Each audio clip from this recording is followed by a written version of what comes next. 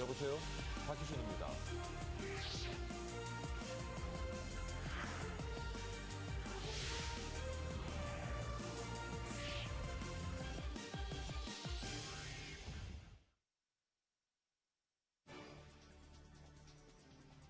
머니24 헤드라인입니다. 미국 뉴욕 증시가 현지 시간으로 21일 이스라엘과 하마스 간 휴전협정과 그리스 구제금융 지원 재개 가능성 소식에 상승 마감했습니다. 버스업계가 택시를 대중교통으로 인정하는 움직임에 반발해 오늘부터 전면 운행을 중단하겠다고 밝혔습니다. 민주통합당 문재인, 무소속 안철수 대선 후보가 야권 후보 단일화 방식에 관한 협상을 타결하기 위해 오늘 회동하기로 했습니다. 버냉키 미 연방준비위원회 의장이 미국이 당면한 재정절벽을 극복하면 경제가 크게 좋아질 것이라며 정치권의 협상 타결을 압박했습니다. 그리스 구제금융 지급 결정이 또 연기되자 그리스에서는 서로 엇갈린 반응과 주장이 나와 이목을 끌고 있습니다. 건설 부문 기업 10개 중 1개는 부실 위험이 있는 것으로 분석됐습니다. 이들 기업이 부도를 낸다면 금융권 부실 규모는 9조 원에 이를 것으로 추정됐습니다.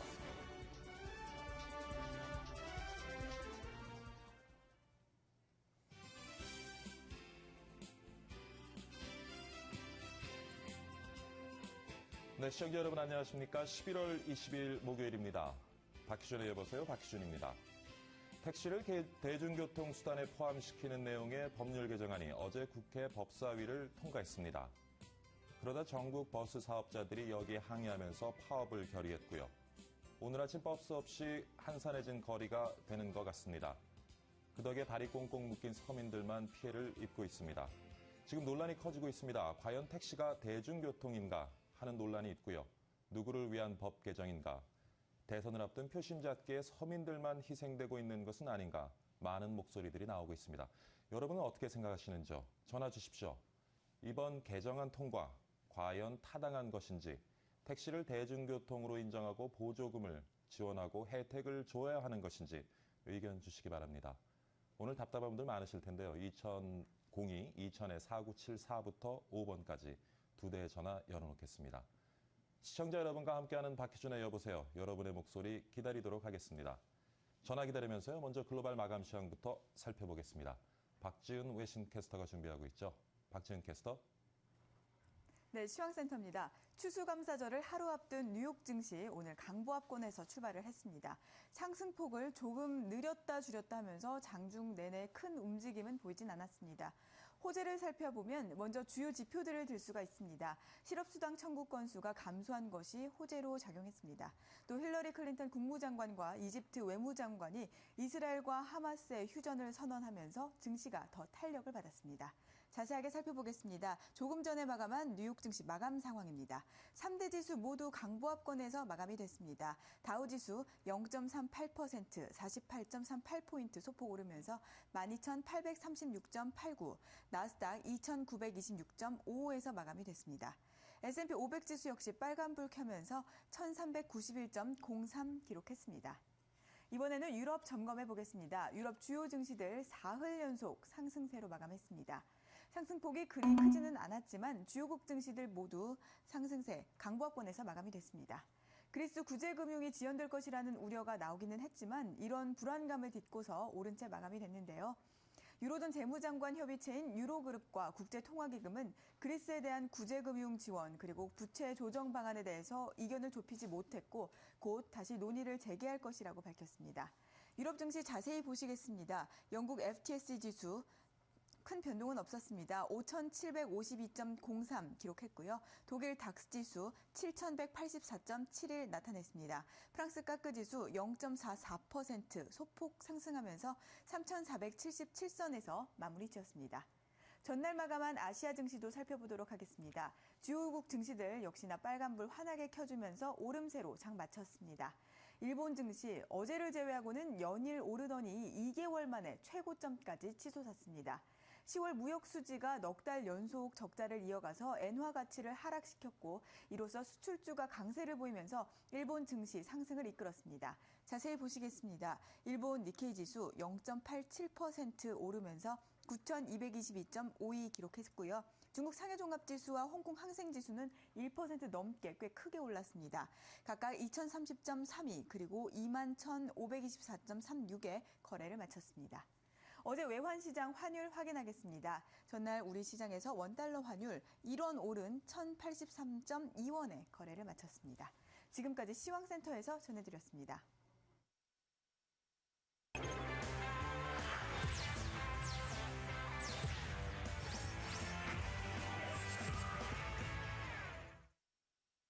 네, 박지은 외신캐스터와 함께 글로벌 마감 시장 살펴봤고요. 이번에는 매일경제신문의 황미리 연구원과 함께 나라 밖 소식 둘러보도록 하겠습니다. 안녕하십니까, 연구원님? 안녕하세요. 네, 오늘은 어떤 소식 준비하셨습니까? 네, 오늘은 첫 번째로는 굉장히 재미있는 소식을 준비했습니다. 교수님 혹시 샤테크라는 말 들어보셨습니까? 네, 못 들어봤습니다. 요즘에 그 연구원님하고 방송을 할 때마다 네. 계속 질문을 하셔서 방송 시작하면서 계속 당황됩니다. 네, 샤테크라고 하는 것은요, 많은 여성분들은 잘 알고 계시는 건데요. 바로 네. 샤넬 가방으로 재테크를 한다라는 그게 말입니다. 샤테크군요. 네, 네. 샤넬 가방을 사면 아무리 좋아서 열심히 들고 다니다가도 결국에는 더 큰 돈을 받고 팔 수 있다는 이야기인데요. 이와 비슷한 관점에서 이제 남자들의 물건이 나왔습니다. 네. 자, 인도의 가장 큰 비즈니스 저널인 비즈니스 투데이에서는요, Time is Money라는 제목으로 이틀 뒤의 날짜의 뉴스인데 미리 먼저 보았거든요. 예. 보시면 금, 은, 동, 그리고 또 이런 귀금속이라던가 다이아몬드에 주로 투자를 많이 했었던 인도인들이 지금은 시계에 투자를 많이 한다고 합니다. 여기서 투자할 만한 시계들을 꼽아주고 있는데요. 네. 지켜보셔야 될 것은 가장 먼저는 Jeweled Wonders, 즉 보석이 박힌 보석으로 장식된 시계들이 굉장히 좋다고 합니다. 뭐 루비라던가 뭐 전체에는 금, 플라티늄으로 되어 있고요. 나머지는 뭐 루비, 사파이어 등 다이아몬드 등 여러 가지 박혀 있는 시계가 굉장히 좋다고 합니다. 두 번째로 보실 것은 바로 무브먼트인데요. 네. 무브먼트는 시계를 아시는 분들이라면 조금 잘 아실 것 같아요. 가장 좋은 게 바로 제네바 로고가 달려있는 거죠. 1886년서부터 제네바 무브먼트가 시계로서는 가장 좋은 무브먼트입니다. 이 무브먼트가 홀마크가 찍혀 있는 것을 꼭 사야 된다고 말을 하는데요. 명품이라고 해서 모두 제네바 무브먼트 이 로고가 달려있지 않다는 점 유의를 하시고요. 무조건 명품만 사는 것이 아니고 이렇게 나중에 가치가 좀 더 될 만한 시계를 사시는 것이 좋을 것 같습니다. 네, 그 다음에는 특별한 것을 고르라는 것인데요. 바로 커스터마이즈가 가능한 시계를 고르는 것이 가격이 훨씬 더 높아질 가능성이 높다고 합니다. 자신이 원하는 보석을 딱 정확하게 짚을 수 있는 것이 굉장히 중요하고요. 자신의 취향대로 시계 줄을 바꾼다든지 또는 뭐 골드에서 플라티늄으로 바꾼다든지 이렇게 커스터마이즈가 된 것들. 근데 사실 커스터마이즈가 되는 시계들 같은 경우에는 가격이 굉장히 높아서 부담이 되실 수가 있는데요. 그럴 경우에는 한정판을 골라라 라는 말을 하고 있고요. 이렇게 되면 나중에 가서는 뭐 소더비라든가 보넴스 같은 경매장에서 굉장히 높은 가격을 받고 팔 수 있을 거라고 하네요. 마지막 팁으로 가장 준 것이요. 예.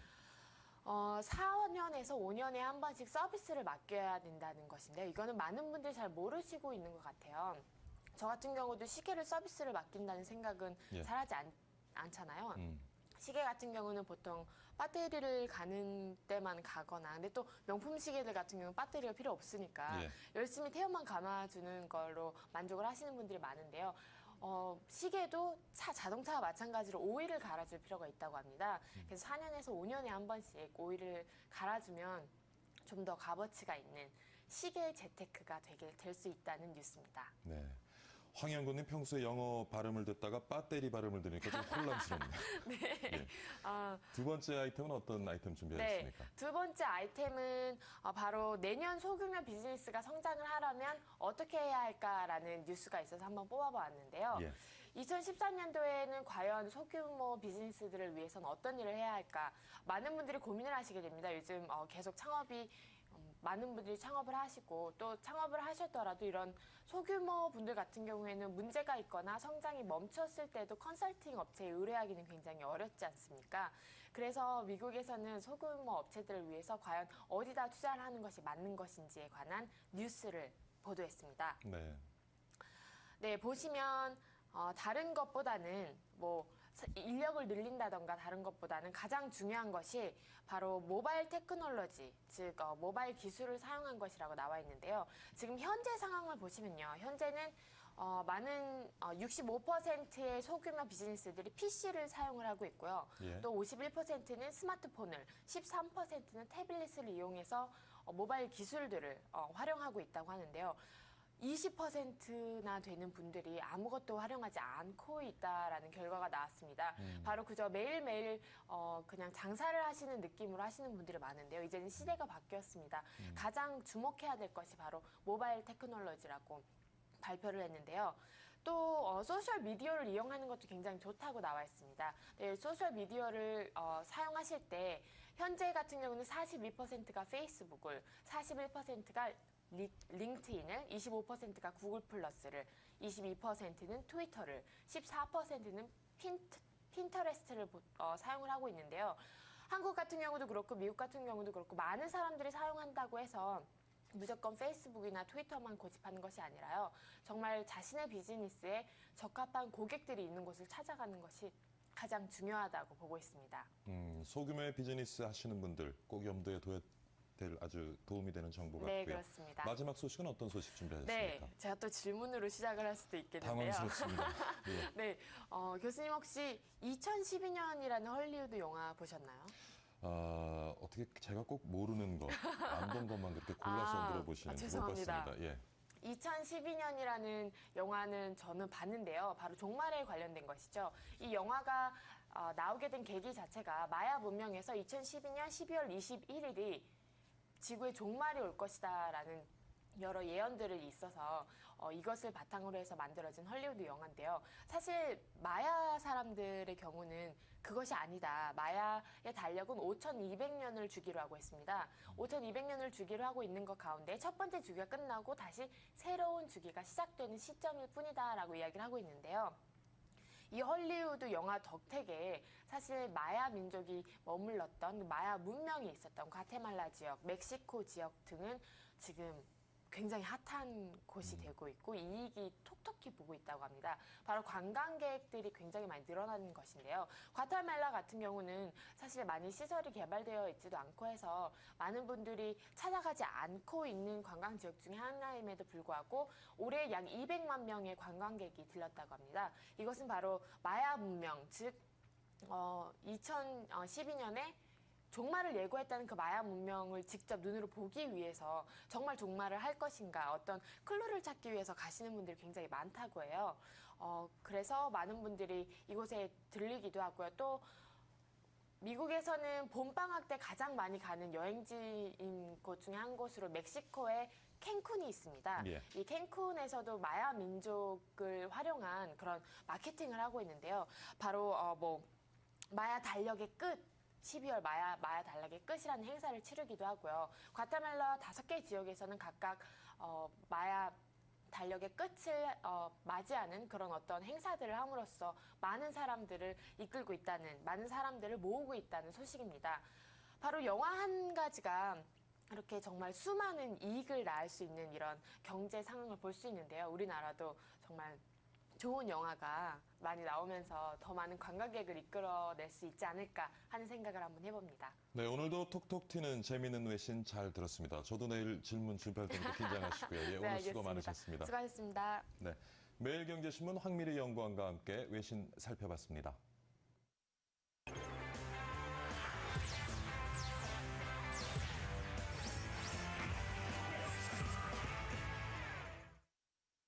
네, 시청자가 건다 전화 주십시오. 택시는 대중교통인가? 이번 법 개정안은 누구를 위한 것인가? 하실 말씀 있으신 분들은 2000-4974부터 5번까지 2대 전화 열어놓고 기다리겠습니다. 자, 이번에는 오늘장 투자 전략 세워보도록 하겠습니다. 오늘은 신영증권의 윤경수 차장 스튜디오에 나와 계십니다. 안녕하십니까, 차장님? 네, 안녕하세요, 교수님. 네, 아침에 이른 시간 출근하시느라고 고생 많으셨습니다. 네. 자, 새벽에 마감한 뉴욕하고 유럽 마감 시황부터 좀 살펴봐야겠죠. 네. 지난번에 교수님이랑 그 공수판 다음 날 아마 방송을 한 것 같은데요. 예, 예. 그때 이 부분이 어느 정도 이어질 것인가가 좀 중요한 관건이다 이렇게 말씀을 드렸는데 아무래도 이 부분은 지금은 조금 휴전 협정이 끝났죠. 그래서 이집트와 미국 특히 예. 오바마 정부에서 협상을 재개를 하기 위해서 좀 노력을 해서 이 부분이 성공적으로 마무리돼서 이 부분은 휴전 협상. 그래서 이 부분 때문에 다시 주가가 상승으로 이어가는. 그래서 재정 절벽 역시도 지난번에도 교수님도 말씀하셨는데 너무 부담이 된 거 아니냐, 뭐 부각이 너무 높이 된 거 아니냐 이렇게 얘기를 하셨는데 그 부분이 맞는 것 같습니다. 그래서 지금은 악재가 오히려 호재가 되는 이런 상황으로 바뀌었죠. 그래서 재정 절벽 역시도 문제가 어느 정도 해결이 된다면 지금 국채 매입 관련된 얘기가 계속 나오고 있거든요. 그래서 예. 이런 부분으로 재정 절벽 역시도 해결 분위기가 바로 된다면 오히려 악재가 호재가 되는. 그래서 이 부분도 해결 기미가 다가오고 있기 때문에 역시나 주가에는 상승폭을 키워가겠다. 그래서 지금은 휴전 협상 그리고 경제 지표들이 좀 좋게 나왔습니다. 지속적으로 경제 지표는 좋게 나오고는 있긴 한데 특히 실업 수당이 많이 줄었죠. 지난번 허리케인 샌디 때문에 9만 건이었는데 지금은 4만 1천 건으로 많이 줄어들었죠. 그래서 실업 수당 청구 건수가 줄어든 것 역시도 지표에는 좋은 소식으로 작용을 했다. 그래서 이런 부분들 계속적으로 나오고 있기 때문에 그리스 얘기 역시도 좋은 쪽으로 나오고 있거든요. 26일 날 당장 협상은 좀 결렬이 됐지만 독일에서 EFSF를 통해서 자금 지원을 하겠다 이런 내용이 나오면서 이런 내용들이 주변 회원국들에게 지지를 얻었거든요. 그래서 이런 부분 관련해서 그리스 문제가 어느 정도 26일에는 이제 타결 분위기도 나오고 있고 그래서 이런 부분들이 유럽 증시 역시도 상승폭을 키워가고 그래서 유럽 증시, 미국 증시 지속적인 상승폭은 좀 훈풍은 계속적이지 않을까 이렇게 좀 생각되고 있습니다. 네, 뉴욕과 유럽 증시 살펴봤는데요. 지금 들어온 속보 하나 전해드리고 계속 얘기 이어가겠습니다. 택시를 대중교통수단에 포함시키는 내용의 법률 개정이 어제 국회 법사위를 통과했죠. 그래서 버스 사업자들이 이에 항의하면서 파업을 결의했는데 지금 다행스럽게도요. 서울 시내 버스는 운행 중단을 철회한 것 같습니다. 몹시 다행스러운 일이 아닐 수 없습니다. 여타 지역에서도 좀 버스 운행 중단 철회하는 그러한 결과가 오늘 좀 도출됐으면 좋겠습니다. 자, 얘기 계속 이어가도록 하죠. 네.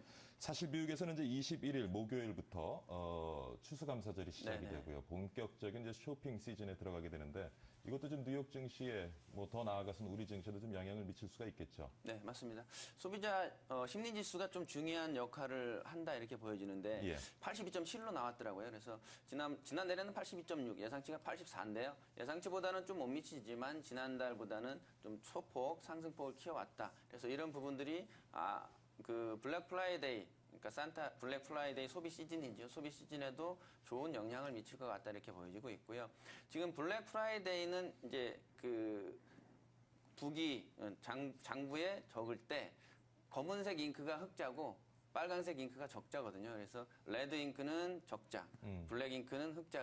그래서 블랙 프라이데이라는 용어가 나왔는데요. 물론 아시겠지만 그래서 이런 부분들을 감안해서 좋은 쪽으로 계속 가고 있고 지금 과거에도 보면 패턴상 블랙 프라이데이 이후로 소비가 지속적으로 늘어나고 있고요. 지금은 샌디 그리고 재정 절벽 때문에 소비가 조금은 위축된 상황이긴 합니다. 하지만 좀 전에 말씀드렸던 실업자 청구 수당이 줄어들었고 그렇다면 또 일자리가 좀 늘어났다는 얘기죠. 그래서 이런 부분 그리고 소비가 지금 조금씩 늘어나고 있고 주택 지표가 계속적으로 살고 있어서 주택 지표 관련돼서는 미국 경기가 지속적으로 살아나고 있다고 볼 수가 있거든요. 근데 이런 부분들이 조금씩은 재정 절벽이라는 큰 이슈 때문에 이런 조그만한 호재들이 가려져 있는 상황이긴 합니다. 그래서 이런 부분들이 이제는 조금씩 부각되면서 소비 랠리가 지속적으로 될 가능성이 높다 이렇게 볼 수가 있을 것 같습니다.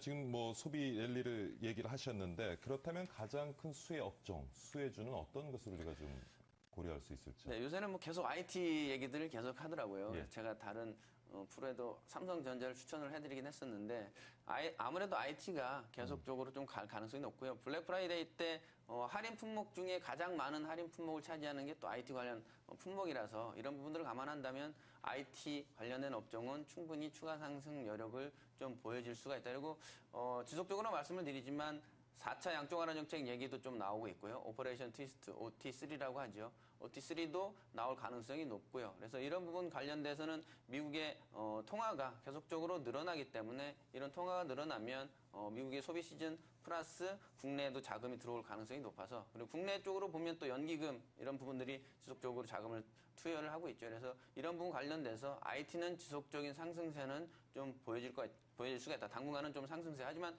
뭐 무조건 쭉 올라가지는 않죠. 주식이 올라가다가 좀 쉬었다가 올라가다가 쉬었다 이런 부분으로. 그래서 그렇지만 결론적으로는 뭐 우상향으로 지속적인 방향성을 잡을 것 같다. 이렇게 말씀드릴 수가 있겠네요. 네. 미국의 블랙 프라이데이 수혜주로서 이제 IT 업종을 이제 얘기를 하셨는데 한국 IT 업종의 대표적인 삼성전자 네. 이제 뭐 말씀하신 것처럼 미국의 쇼핑 시즌 기대감도 이제 커지고 있고 다시 또 시가총액이 지금 200조 원대로 진입을 했어요. 네. 지금의 좀 추가 매수를 나서야 되는 건지 어떻습니까? 삼성주에 대한 투자 전략. 좀 삼성전자가 짚어주시죠. 지금 말씀하신 대로 너무 많이 올라오긴 했습니다. 그 최근 들어서 한 3거래일 동안 뭐 10만 원 이상 상승폭을 키운 것 같은데요. 예, 예.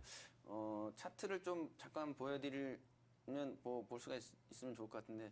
차트상으로도 지금 약간은 박스권 120에서 140만 원 사이 박스권에 갇혀 있는 상황이긴 하고요. 예. 또 하지만 이런 부분들보다는 수급 상황이 좀 더 이 주가에 영향을 미치겠죠. 그래서 기관이나 외국인이 지금은 매수세를 내려가는, 특히 외국인들이 이제 매수세가 시작됐다고 볼 수가 있거든요. 그래서 외국인이 과거 패턴을 보면 잠깐 보여드리면 50.54에서 50.72까지 쭉 늘려온 패턴이 있습니다. 그래서 예. 지금 현재 보유율이 50.34에 이제 매수가 시작된 구간이거든요. 그래서 50.7까지 다시 또 매수세가 이어질 가능성이 높고요. 좀 전에 말씀드렸던 차트를 보더라도 이런 박스권에 갇혀 있긴 하지만 하방 경직이 120만 원에서 하방 경직을 보여주고 있기 때문에 일봉으로 좀 보여드릴게요. 주봉으로 봤는데 일봉으로 보여드리면 130만 원 하방 경직을 보여주고 있고요. 지금 기존의 저항선인 138만 원 선을 돌파를 했기 때문에 추가 상승 여력 항상은 아니지만 패턴상 신고가가 나오면 또다시 추가 상승 여력을 좀 보여주는 주가들이 주로 그런 패턴을 보여주거든요. 그래서 아무래도 이런 패턴은 조금은 지속될 것 같다. 하지만 지금 3거래일 연속 올라왔기 때문에 중간에 보시면 갭이 있습니다. 갭이 있기 예. 때문에 이 갭은 좀 메고 갈 가능성이 조금은 있습니다. 그래서 지금 바로 추격 매수는 하지 마시고 혹시 매수를 하시겠다 하시면 조정을 좀 본 이후에 분할 매수를 통해서 들어가셔도 지금 좀 괜찮겠다 이런 말씀을 드릴 수가 있겠네요. 예.